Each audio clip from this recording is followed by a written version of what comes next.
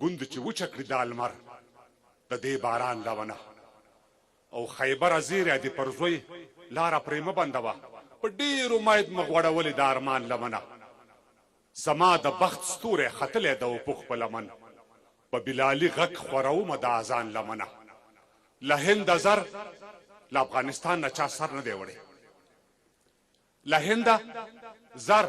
له افغانستان نه چا سر نه دی وړی هر چا ترې خپله برخه وړي د تاوان لمنه ما د جندینه د ترنک تر غاړې ورسوئ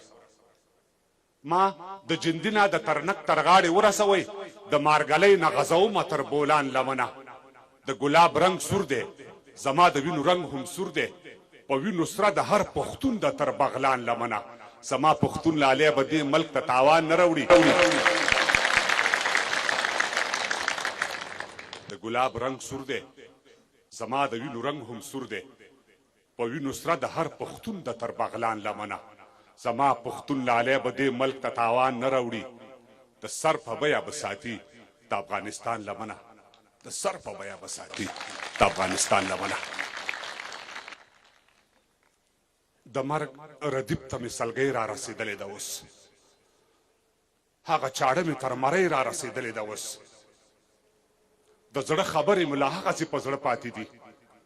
راویښوم هغه وګړي چې وده پاتې دي پوخ یم پوخ زه په یو پوخ کپس کې ژوند تېروم لکه مارغه په یو سرپوخ کپس کې ژوند تېروم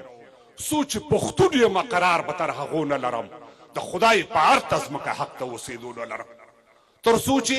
دې دین او مذهب ته وفادار یو موږ لکه سید قطب او منصور به سرپدار یو موږ تر څو چې دې هورهورکي پورې رڼا پورې وي نو تر هغو به یې وژونکی تور په ما پورې وي کله چې موږ د دې خپل دین او مذهب نه تیر شو کله چې موږ د پښتو حیا او ادب نه تیر شو نو د اساس او د قانون وینې به نه بهیږي امن به راشي د پښتون وینې به نه بهیږي نو سوات خیبر وزیر مسعود شوال وژنه کیږي دا په لوی لاس د پښتانه نسل وژنه کیږي دوی غواړي موږ له سیاست او اقتصاد وباسي دوی د تعلیم وکړي او موږ د له سواد وباسي قدر پکار ده د دې وخت ارزښت ته لاس واچوئ ژرنده په وار نه ده بېواره وخت ته لاس واچوئ ګریوان خو پرېږده موږ د ټول وجود اختیار ورکړی د جوارګر لالي په لاس مستن اوتار ورکړی ګریوان خو پرېږده موږ د ټول وجود اختیار ورکړی د جوارګر لالي په لاس مستن اوتار ورکړی هغه وعدې کړي لوزونه په یخ ولیکل شول بیا به وران نشي په یو تور کاڼې سخت ولیکل شول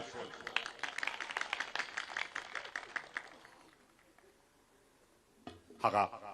وعدې کړي لوزونه په یخ ولیکل شول بیا به وران نشي په یو تور کاڼې سخت ولیکل شول کړنه له موږ سره په دې عهد و پیمان شوې ده